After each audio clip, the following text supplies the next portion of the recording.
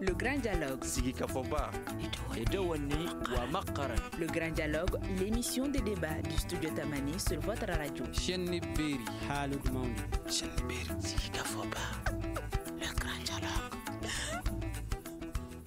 Vous écoutez les programmes de Studio Tamani sur 73 radios et 3 télévisions à travers le pays. Mesdames et messieurs, bonsoir et bienvenue à ce forum de la presse au cours duquel nous parlerons de grogne sociale, de la présence des forces étrangères ainsi que de la reprise et du report du procès Sanogo.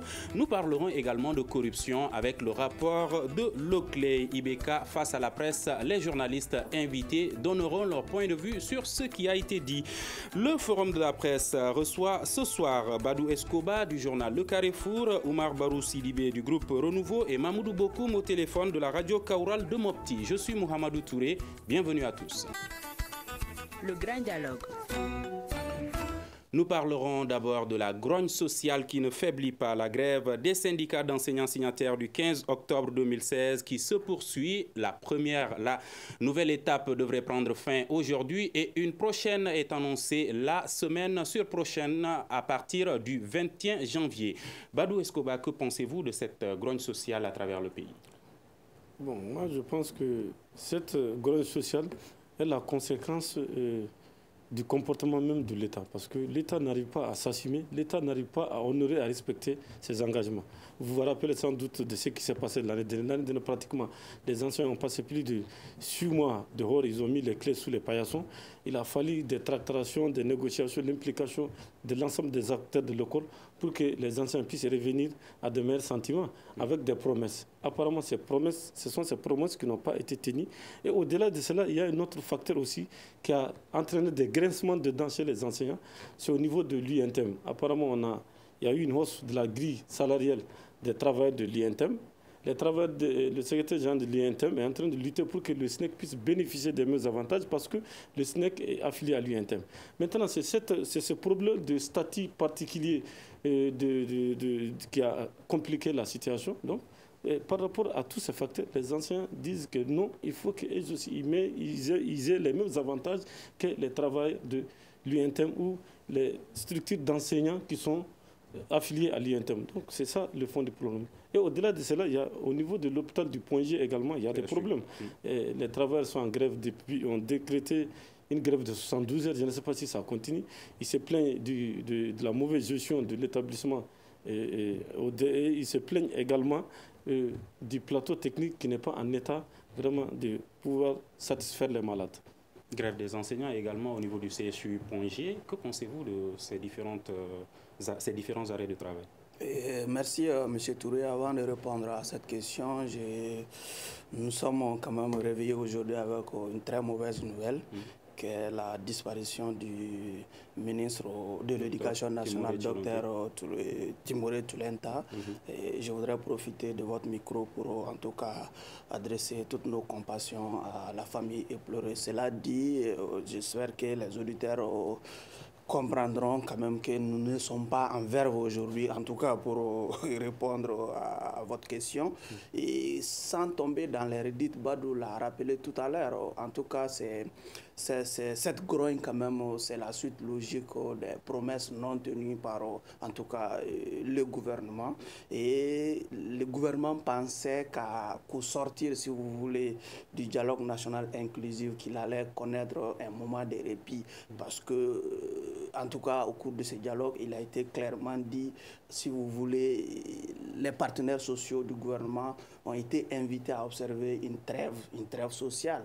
Donc le gouvernement pensait qu'il allait profiter de ce moment, de cet appel-là, pour en tout cas contenir certaines revendications, mais peine perdue pour le gouvernement. Je pense qu'au sortir du déni, on a vu quand même les enseignants déposer leur préavis.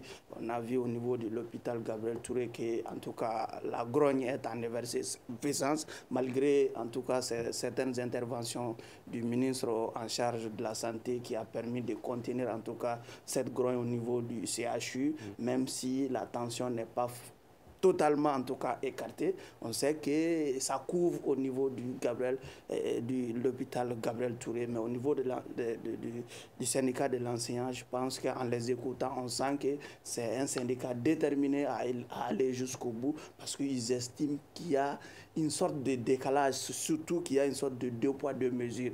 Pendant qu'on appelle les syndicats à terre, en tout cas leurs revendications, pendant un moment, on sent qu'il y a le gouvernement qui vit dans l'opulence, dans l'extravagance. Le train de vie de l'État quand même n'a pas connu en tout cas cette trêve.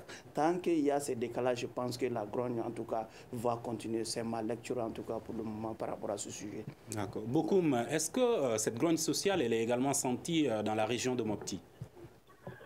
Tout à fait, elle est très perceptible parce que d'abord toutes les écoles publiques sont fermées ici. Dernière nouvelle, l'ensemble des syndicats aussi s'apprêtent à déposer un autre préavis de grève. Donc ça veut dire que c'est parti pour ces grèves indéterminées.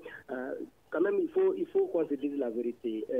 On ne peut pas accuser les enseignants comme ça, parce que dans leurs revendications, ils demandent que l'application des textes qui ont été signés, les accords qui ont été signés, les appliquer simplement. Il n'y a pas eu de rajout. Donc, est-ce que le gouvernement est de bonne foi pour les mettre en œuvre?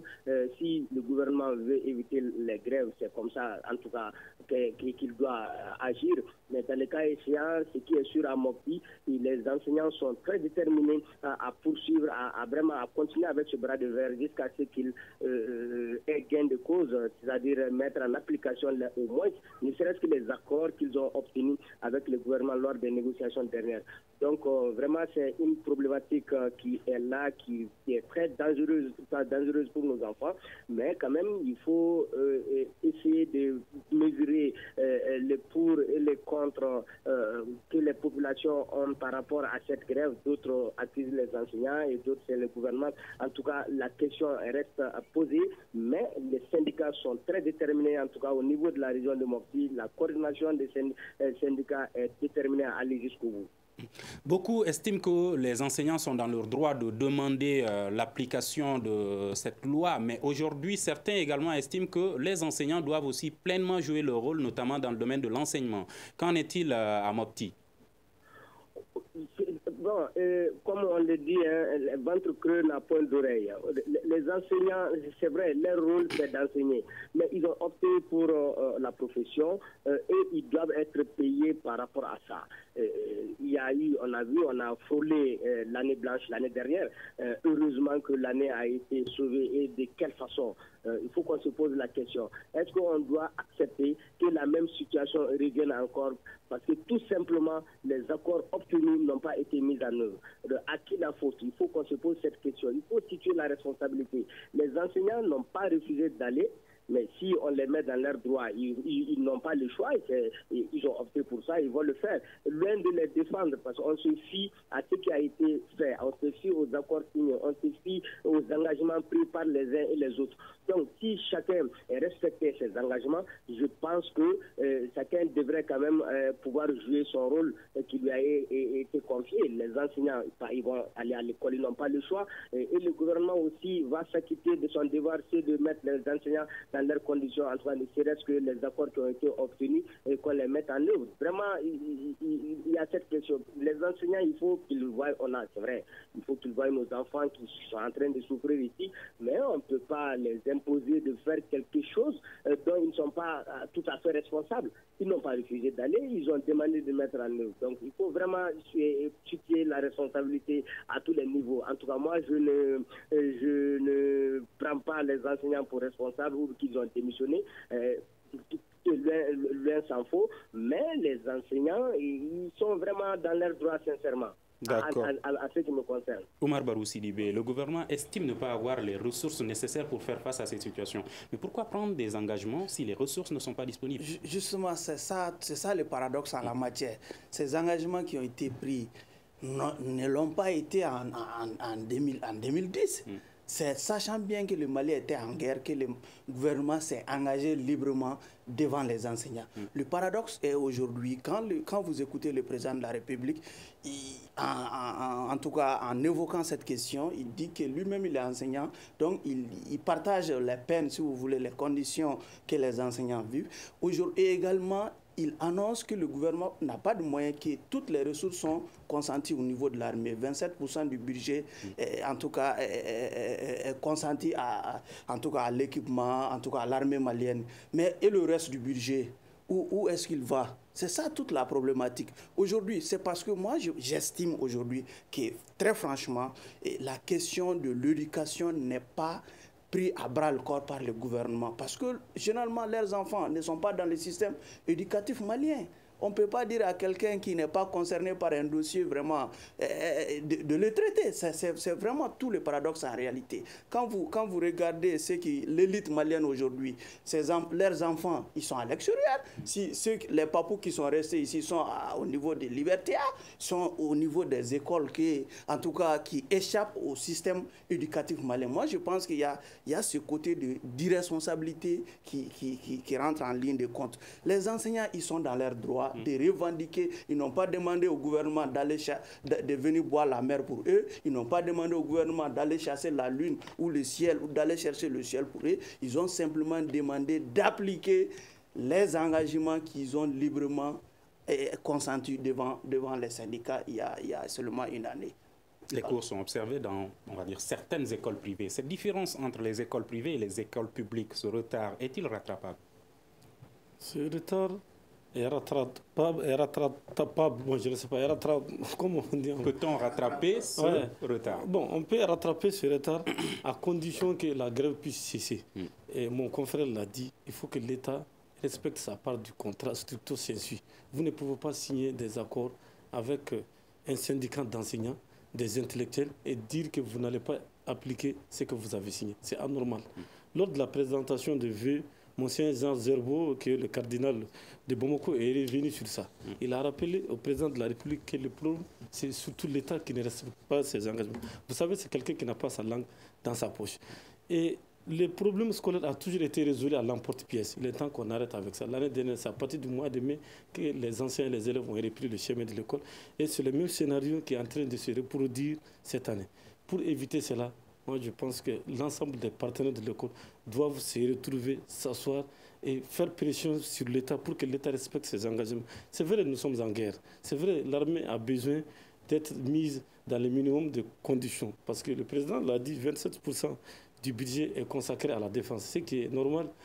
Parce que pour aller à l'école aussi, il faut être en sécurité. Mais ce qui risque d'aggraver encore la situation, c'est le problème du nord et du centre. Au nord et au centre, les écoles sont fermées.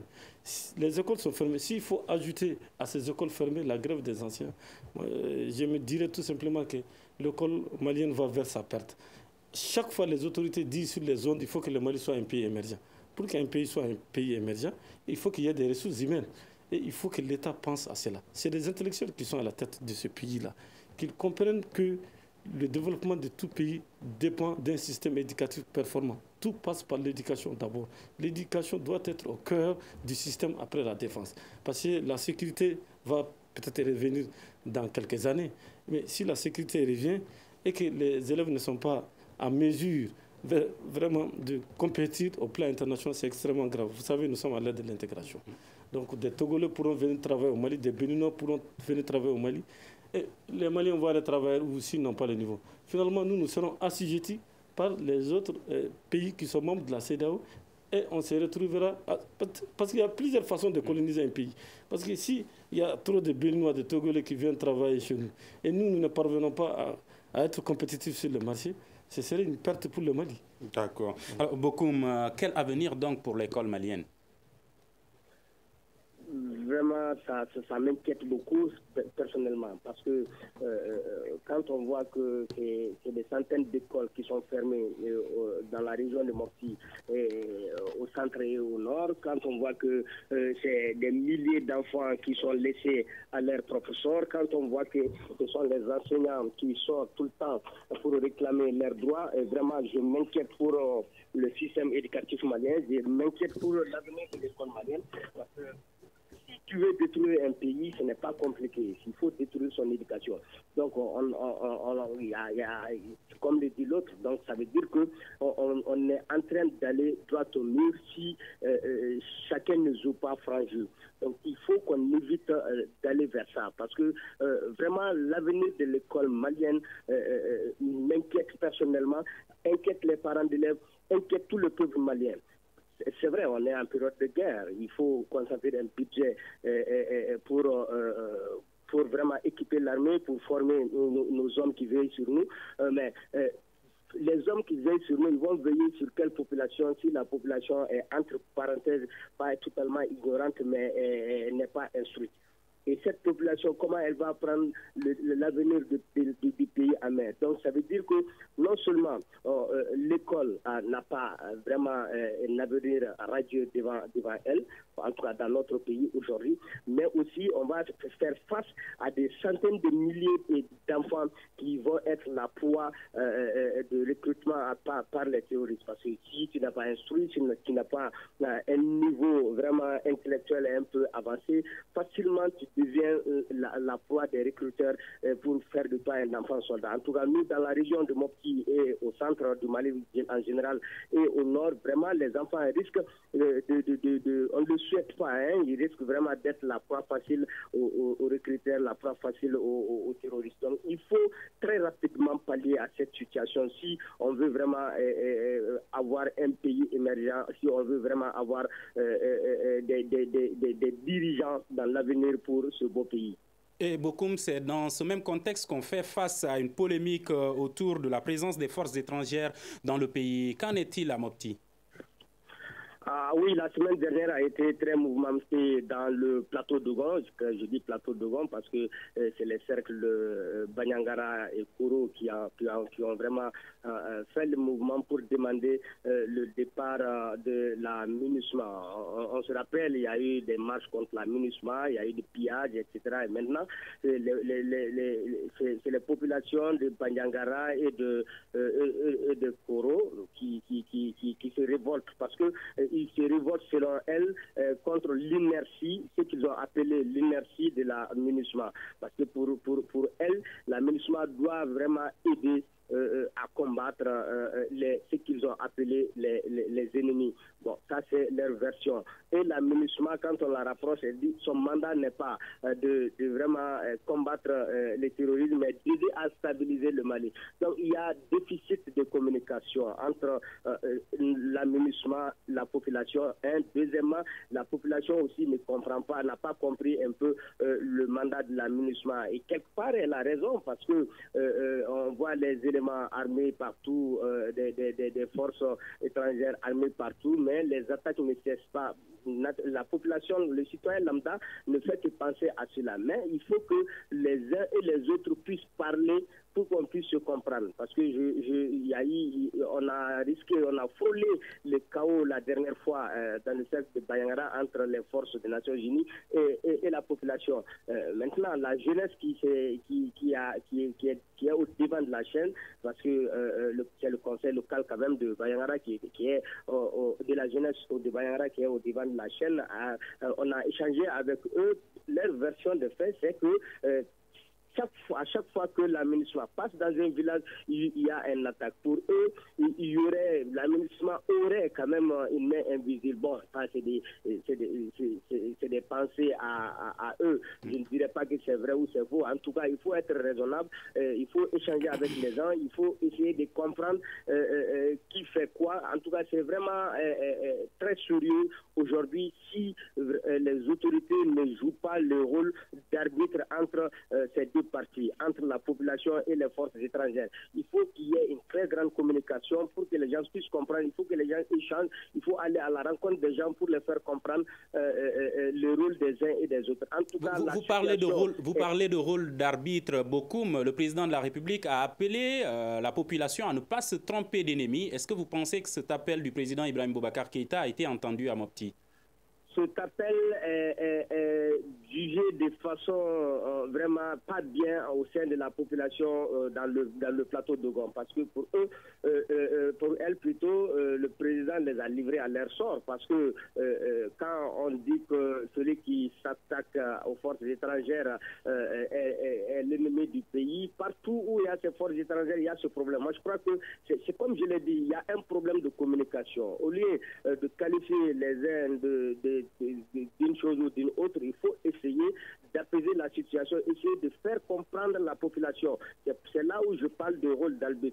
C'est-à-dire expliquer clairement qui fait quoi et pourquoi X est là, Y est là. Je pense qu'avec ce dialogue qui manque, d'ailleurs le dialogue manque chez nous, c'est pourquoi on est dans ce problème. D'accord. Il faut qu'il y ait un dialogue et c'est seul l'État qui peut jouer cet arbitrage en expliquant à sa population et en expliquant vraiment aux nations, aux forces étrangères comment il faut s'y prendre parce que chaque localité a sa réalité. Merci beaucoup, mais je reviens vers vous tout à l'heure. Alors, Badou Escoba, pensez-vous qu'aujourd'hui le rôle des forces étrangères présentes au Mali n'est pas bien compris par les Maliens?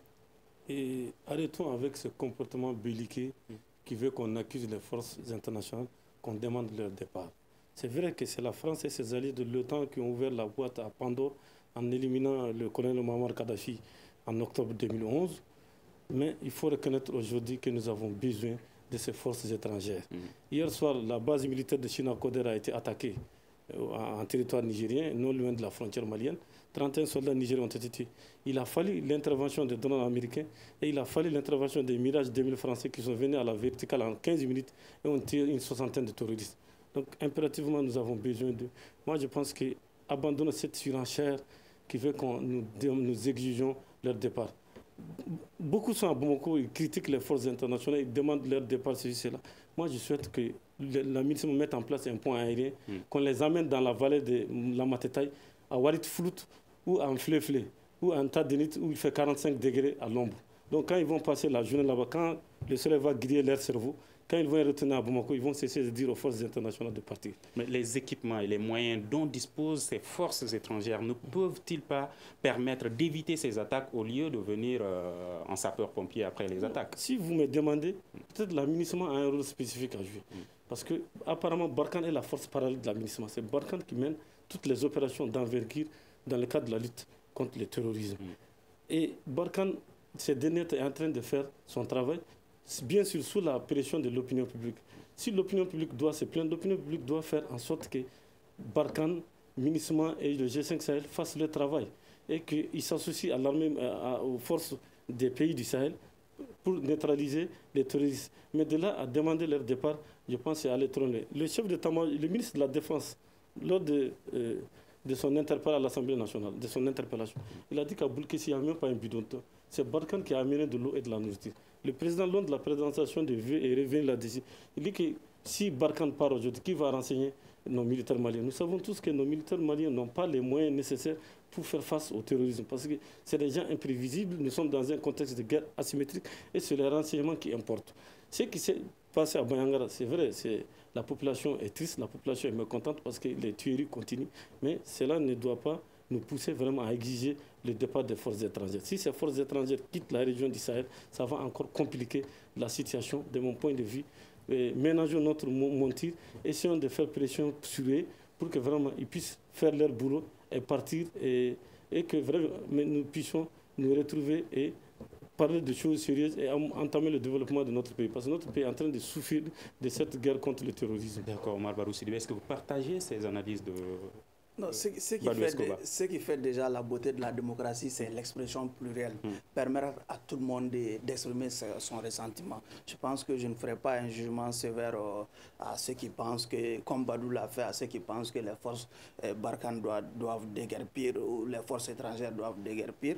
Moi, je pense qu'aujourd'hui, ce soulèvement de l'opinion nationale ou même l'opinion sous-régionale a eu des grands mérites. Le premier mérite, c'est d'avoir arraché nos gouvernants de leurs réserves, les amener à parler, à nous dire réellement la capacité réelle de notre armée. Aujourd'hui, le président de la République est sorti de sa réserve. Il a dit que notre armée, malgré les efforts financiers consentis, n'est pas aujourd'hui, l'armée n'est pas en mesure aujourd'hui en tout cas, de satisfaire à ce que nous pensons qu'elle doit faire tout de suite, c'est-à-dire recouvrer l'intégrité territoriale du Mali. Parce qu'un camp qui n'a pas de forage, le président l'a rappelé, une armée qui est en manque d'eau, par exemple, des biens de substitution. Justement, est-ce normal que ce soit des forces étrangères qui donnent de l'eau aux forces nationales dans leur pays? Mais justement, je parle des bienfaits déjà du soulèvement de l'opinion par rapport à la question. Là, aujourd'hui, il y a une certaine opinion déjà qui est, depuis cette sortie-là, certaine opinion quand même, en tout cas, est revenue sur la raison, à reconsidérer sa position par rapport au départ des forces étrangères. Sachant bien que si c'est le chef suprême de l'armée qui dit que notre armée n'est pas en capacité, en tout cas, d'approvisionner en tout cas, les troupes, en termes des biens de subsistance, là, déjà, on ne peut pas être dans cet état-là et demander aux forces étrangères de partir. Je pense que le soulèvement de l'opinion a eu ce mérite-là. Le deuxième mérite, c'est d'avoir amené, en tout cas, les forces amies à reconsidérer leur position par rapport au Mali. Quand depuis la sortie de Salif Keïta, qui a été suivie par, en tout cas, une certaine opinion, on a senti que les autorités françaises ont reconsidéré leur position. On a vu quand même l'annulation de la convocation de Pau. Ce n'est pas pour rien, ce n'est pas forcément parce qu'il y a eu telle ou telle attaque au Niger, non. C'est parce que l'opinion a perçu cette invitation comme une sorte de condescendance. Donc, la force Barkhane a reconsidéré et elle a même commencé à communiquer, à dire réellement ce qu'il est en train de faire par rapport, en tout cas en termes d'appui à notre armée. On a vu la MINUSMA aujourd'hui qui a reconsidéré considérablement sa position par rapport au Mali. On a vu même ceux qui étaient en belligérance. Les gens de la CEMA, quand vous regardez leur discours, depuis le soulèvement de l'opinion, on sent que les choses quand même bougent de façon positive. On a même en train, dans les coulisses d'entente, qu'il y a un délai pour que l'armée entre à Kidal. Là déjà, moi je pense que ces soulèvements-là, il ne faut pas forcément les blâmer.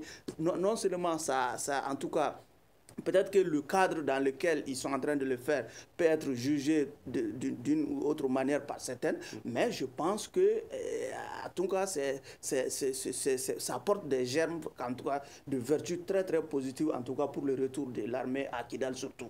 Voilà. Bokoum, est-ce que vous pensez que sur le terrain là-bas, les choses commencent à changer? Bon, les choses commencent à... Nous on n'a pas Barkhane au centre. On a que la MINUSMA. Maintenant, la crainte des populations, ils réclament aussi à ce que si la MINUSMA devrait faire des patrouilles à l'intérieur des différents cercles, qu'elles soient accompagnées des forces étrangères. Maintenant, la question qui se pose, est-ce que c'est permis dans leur mandat de patrouiller avec les femmes? La question reste posée. Je crois que c'est possible, mais ça fait partie des revendications. Mais la situation a un peu changé vraiment dans le delta intérieur du Niger, c'est-à-dire derrière les fleuves, malgré qu'il y a eu une attaque hier à Saba, à quelques kilomètres de Mopti, contre un point de gendarmes, un checkpoint de gendarmes, mais de façon générale, les conflits intercommunautaires qui vraiment avaient pris de l'ampleur dans le delta ont vraiment beaucoup diminué, parce que les gens sont partis faire la moisson de leur vie, tout le monde vague à ses affaires, mais la partie la plus craignante aujourd'hui, c'est le plateau de Gon, c'est à partir dans le Sénat où les uns et les autres ont refusé de dialoguer. Donc on assiste vraiment à des attaques continuelles, on assiste au vol de bétail, on assiste à l'incendie des greniers. De tous les côtés, je crois que la chose est en train de sortir des conflits intercommunautaires pour devenir du banditisme. Imagine si des groupes armés qui ramassent des bétails ou des dozos qui prennent des détails pour leur propre compte, ils retirent ça aux bergers ou les bergers ou quelques bergers des bergers qui prennent des pour amener. Donc ça veut dire que ce n'est plus le conflit intercommunautaire, c'est devenu du banditisme. Il faut que les gens comprennent ça aujourd'hui dans la région de Mopti, surtout à partir de Somodougou, Soufroula, aller jusque dans le Sénat profond là-bas. C'est exact qu'on voit. On ne peut pas dire que la situation est calme. Et tout cela se passe au vu aussi de tout le monde. chacun de son côté, s'il a eu le dessus sur une partie, il amène tous les biens, tous les bétails, les céréales, etc. Donc, c'est devenu du banditisme maintenant. Ce n'est pas les milices, ceux qui se disent milices d'autodéfense, que ce soit des deux côtés. Réellement, est-ce qu'elles sont en train de veiller sur la population? Moi, je trouve qu'aujourd'hui, les milices sont en train de se profiter de biens qu'ils trouvent dans les butins de guerre entre parenthèses. Parce que ce n'est pas la population c'est des deux côtés. Hein. Elles ne sont pas en train de veiller sur la population, mais les différentes milices sont en train de chercher du bien, ils sont en train de chercher de l'argent. Donc c'est devenu un commerce maintenant, c'est devenu une zone d'affaires pour les milices d'autodéfense. Donc là aussi, j'interpelle l'État pour que l'État puisse prendre sa responsabilité dans cette zone pour qu'on puisse connaître l'accalmie connue dans le delta aujourd'hui au niveau du Sénat aussi. D'accord. Vous avez parlé d'efforts financiers consentis, soulignés par le président de la République. Alors, si malgré ces efforts financiers, l'armée n'a aujourd'hui pas les moyens nécessaires pour faire face à la situation, où vont ces ressources? Justement, c'est ça toute la question. Je ne vous apprends rien, vous êtes un journaliste. Les scandales à répétition par rapport aux équipements militaires, les avions cloués au sol, peut-être sont passés par là. Là, ça peut expliquer la situation.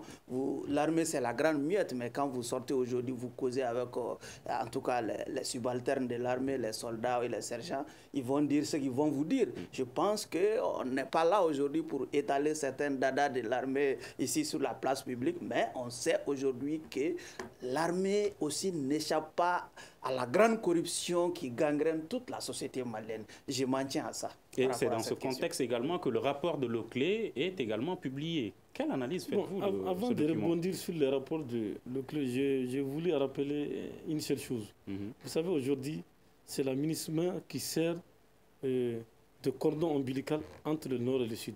Parce que pour aller à Gao aujourd'hui, il faut passer par le Burkina et le Niger. Bon, la MINUSMA est en train de faciliter les choses pour nous qui venons du nord, parce que nous pouvons emprunter leur avion pour aller à Gao. Donc c'est pour dire que s'il y a un semblant d'unité nationale, c'est en partie aussi dû à la présence de la MINUSMA. Et je vais rebondir sur votre question par rapport à Leclerc. Effectivement, Oumouni Guindo a animé une conférence de presse l'autre jour pour parler de la corruption. Il a cité le nom d'un cadre de la sécurité sociale qui se retrouve avec plus de 900 millions de francs CFA, avec plus de 17 maisons, un inspecteur des finances qui s'est tapé plus d'un milliard, un autre inspecteur des finances qui s'est tapé plus d'un milliard. C'est des chiffres qui font simplement froid dans le dos.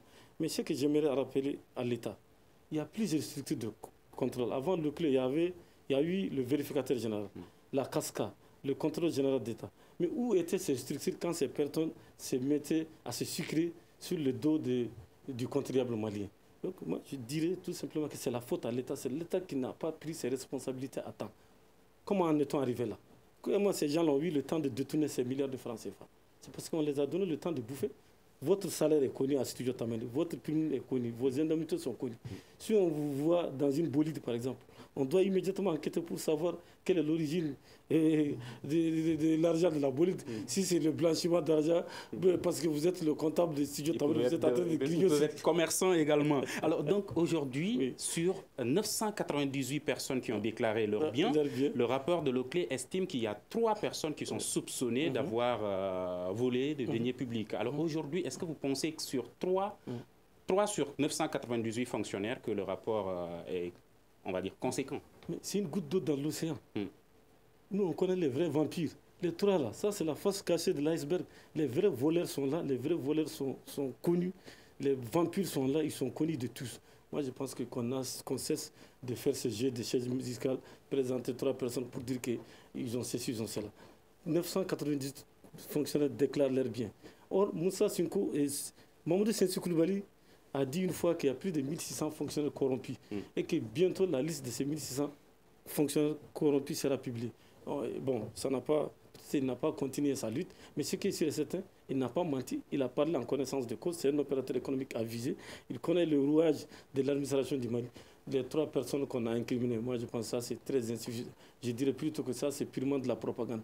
Si réellement ils veulent nous prouver qu'ils sont en train de lutter contre la corruption, on doit enquêter sur l'ensemble des fonctionnaires du Mali. Et surtout les fonctionnaires qui gère les services d'assiette. C'est là le fond du problème. Hier, ce matin, j'ai lu dans l'Indépendant, il y a un ministre qui a un immeuble d'une valeur de plus de 3 milliards de francs CFA, sans compter le nombre de parcelles qu'il a. Donc, dès que des informations comme ça sortent, on doit tout simplement dire à ce ministre de démissionner, de se mettre à la disposition de la justice, qu'on ouvre des enquêtes pour savoir la provenance de cette fortune. D'accord. Bokoum Amopti, comment la population voit-elle cette lutte contre la corruption qui est engagée? Est-ce que c'est des efforts qui sont applaudis ou qui ne sont pas bien perçus par la population? Bon, le débat se poursuit, le débat se poursuit entre les citoyens, mais en tout cas, chacun juge de sa manière. Les uns pensent que c'est vraiment une bonne chose parce que rarement on fait des déclarations comme ça, mais d'autres pensent que vraiment c'est de la poudre aux yeux. En tout cas, pour ce qui me concerne personnellement, c'est un début de lutte, mais près de 1000 fonctionnaires, 990, qui sont ces fonctionnaires? Ils relèvent de quel service? Quelles sont quelles gestions, qu'est-ce qui les a été confié pour qu'ils gèrent? Est-ce que c'est des enseignants? Bon, on ne sait pas. Ou est-ce que c'est des ministres ou c'est des diplômes? On ne sait pas. De toute façon, il y a assez, quelqu'un l'a rappelé, il y a assez de services de lutte contre la corruption. Quels qu'en soient les résultats qu'ils obtiennent, tant qu'il n'y a pas eu de répression, il n'y a pas eu d'emprisonnement, en tout cas, tant qu'on ne la justice ne réprimande pas ces auteurs-là, on va continuer à publier des rapports, on va continuer à inculper les gens et ces mêmes gens vont faire quelques jours, ils vont séjourner quelques jours, quelques semaines dans les prisons et ils ressortent avec les mêmes moyens. Non seulement ils ne les restituent pas, mais aussi ils vont être vraiment blanchis et se voir confier d'autres postes de responsabilité et c'est le même scénario qui va reprendre. Donc à quoi sert une multitude de services de lutte contre la corruption et que le résultat n'est pas perceptible? Imaginez, c'est de 2017 à 2018 ce rapport-là, combien de fonctionnaires sont aujourd'hui, on n'a rien contre ce que les gens gagnent, ce n'est pas ce qu'ils vont penser que nous on est faux. Non, mais c'est le denier public, c'est pour moi, c'est pour toi, c'est pour le citoyen qui vit dans les fins fonds de Sopara ou en tout cas de Kankele ou de Djaba. Donc c'est pour nous. Si quelqu'un se permet à lui seul de bouffer tout ça, le denier public, donc on a le droit de quand même réclamer justice. Donc quel qu'en soit le nombre de ces services de lutte contre la corruption, tant qu'il n'y a pas eu la répression, tant qu'il n'y a pas eu vraiment de sanctions très sévères, ça va continuer. Vraiment, c'est un début, il faut l'applaudir, c'est un début, mais il faut qu'il aille jusqu'au bout. Il ne faut pas qu'il y ait des boucs émissaires dans cette histoire-là. Il faut que que les choses changent, c'est ce que vous voulez dire. Il faut que chacun soit contrôlé. Oumar Baroussi, est-ce que vous pensez que ce rapport de l'OCLE va changer quelque chose? J'ai la faiblesse de croire qu'on doit encourager en tout cas cette dynamique, parce qu'il a fallu à un seul homme de faire un petit pas sur la planète Mars pour que la science explose. Moi, je pense que ce n'est pas les noms qui comptent en la matière. Je pense 3 personnes auditées, on découvre 4 milliards de nos maigres francs qui s'étaient 3 sur 998. 3 sur 900, ce n'est pas forcément les nombres, mais la dynamique. Je pense que le ministre ne cesse de le rappeler. Leur lutte ne doit pas être comme un feu de paille, quoi. Un feu de paille, et puis ça doit créer un effet domino. Vous allez voir aujourd'hui, en tout cas ceux qui étaient considérés comme les grands barons de certains états-majors, vous allez voir qu'il y a la peur au ventre aujourd'hui. Tout le monde a peur, tout le monde a changé en tout cas de comportement, parce que sachant bien qu'on peut se voir un jour épinglé par ces services-là. 900 sur 3, peut-être ça peut paraître minime pour certains. Moi, je pense que c'est une dynamique qui est enclenchée. C'est un début, il faut vraiment l'encourager et l'entretenir afin que notre pays quand même puisse vraiment se soustraire de cette endémie qui est la corruption, qui est vraiment généralisée. Il a dit, le gouvernement, on ne peut pas trop en vouloir au gouvernement. On sait que le gouvernement, c'est l'élite. Ils entretiennent, c'est une pratique, c'est un système qui est là, qui est entretenu par les opérateurs économiques, soutenu par des hommes politiques, par les états-majors des partis, même par certaines sociétés civiles. On sait que c'est un système qui est là. Je pense que la dynamique, il faut vraiment l'encourager. Un ministre qui est appelé à aller justifier un immeuble à l'ACI 2000, là, ça en dit long déjà sur, en tout cas, les degrés d'implication même de notre élite politique. Et le temps fait défaut. On va aborder le 4e thème de ce forum de la presse. le procès de Amadou Aya Sanogo, est-ce que vous pensez qu'il aura finalement lieu? Mais bien sûr, parce que il y a le procès. Pourquoi le procès a été, en tout cas, le procès programmé a été reporté? Parce que le ministre, le Mali, si vous voulez, le Sahel est invité à se rendre à Pau, en tout cas pour parler, pour clarifier leur position par rapport à la présence ou non qui fait débat ici de la présence des forces Barkhane. Je pense qu'aujourd'hui, c'est un problème qui est vraiment réel, qui doit être vidé d'abord avant toute autre chose. Pour parler de procès, il faut parler d'abord de sécurité. Il faut que le pays soit sécurisé. Il faut que, en tout cas, l'armée recouvre, en tout cas, l'intégrité de notre... Mais c'est le président de la République qui doit se rendre à Pau. Oui, la justice peut faire son travail. Oui, mais le ministre il se trouve que le ministre de la Défense, qui doit impérativement éclairer la vision du président de la République à Pau, est convoqué, doit quand même en tout cas accompagner le président de la République à Pau. Je pense que l'actuel ministre de la Défense, le général Daïrou, à l'époque des faits, était le chef d'état-major général des armées. Donc, du coup, tout ce qui se passe au niveau de l'armée, je pense qu'il est le premier interpellé. Ce n'est pas forcément le général Amadou Aya Sanogo, mais il se trouve que c'était lui le chef d'état-major général des armées. Quand vous écoutez le degré d'implication des uns et des autres, on pense qu'on se rend compte que Daïrou Dambélé est interpellé pour complicité d'homicide et machin. Je pense qu'à ce niveau, cette complicité est expliquée par certains juristes qu'il aurait en tout cas dissimulé, si vous voulez, mettre les noms des personnes, des bureaux rouges qui ont été découverts à Djo. Ok, donc... D'accord. Et donc, il nous reste maintenant 3 minutes, dernier tour de table pour parler de cette intervention du président Ibrahim Boubacar Keïta face à la presse. La presse a demandé une amélioration de ses conditions de vie, de travail, notamment à travers l'aide de la presse. Est-ce que vous pensez également qu'aujourd'hui, la presse elle-même également doit contribuer à l'amélioration de ses contenus?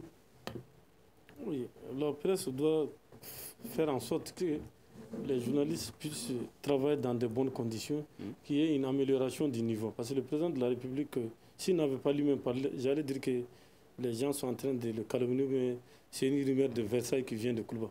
Mais en toute objectivité, lui-même, il a essayé de nous corriger par rapport à un mot ou bien par rapport à une phrase.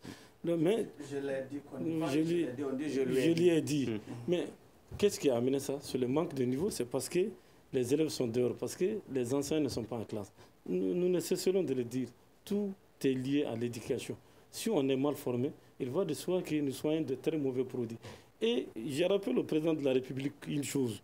Ceux qui l'entourent à Koulouba, nous sommes de la même génération, qu'on a fait les mêmes écoles.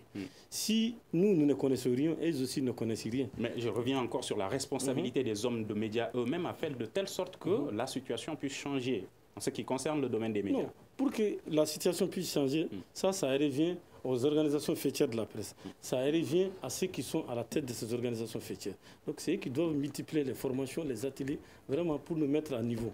Parce que si vous laissez un journaliste vivre dans l'autarcie, travailler dans l'autarcie, il ne pourra pas s'améliorer. Il faut que les journalistes s'améliorent quotidiennement pour qu'ils puissent produire des bons articles. Mais par rapport à ce que le président de la République a dit, moi je ne partage pas son point de vue. Lui, je crois qu'il a enseigné à... D'accord, on va permettre à Bokoum de réagir sur la question. Bokoum, quel est votre point de vue sur la question? Allez-y. Bokoum. Oui, moi je pense que vraiment on doit se remettre en cause. Nous, la nouvelle génération, nous devrons se remettre en cause, nous devrons travailler, nous devrons nous former. C'est vrai beaucoup sont venus comme ça dans la presse, mais il est nécessaire qu'on lise beaucoup, qu'on se forme pour qu'on ne nous reproche pas autre chose encore. Mais le président, ce qu'on a demandé, il a voulu dérouter la chose, on est dernier par rapport à l'aide de la presse. Au lieu de rebondir sur ça, il se cache derrière les tables de quelques-uns. Nul n'est parfait, donc on doit se remettre en cause et il faut se former pour éviter ce genre de dérapage. D'accord, responsabilité partagée. Autant la presse doit se remettre en cause et balayer devant sa maison, autant le président de la République aussi doit balayer sa maison. Nous, on a la chance d'écouter certains ministres, de les avoir en interview. On se demande souvent comment le président de la République, qui est tant accroché au bon usage du français, peut s'asseoir à la même table de conseil des ministres avec certains ministres. Ça, franchement, espérons le donc niveau doit être revu à tous les niveaux. Vont changer et à tous les niveaux, comme vous le dites. Merci Oumarou Barou Sidibé du groupe Renouveau, Mamoudou Bokoum de la radio Kaoural de Mopti était au téléphone et Badou Escoba du journal Le Carrefour. À la régie vidéo et audio, Gagné Kanté et Seydou Ndaou. Je suis Mouhamadou Touré. À vendredi prochain pour un prochain forum de la presse de Studio Tamani. Merci à tous. Le Grand Dialogue.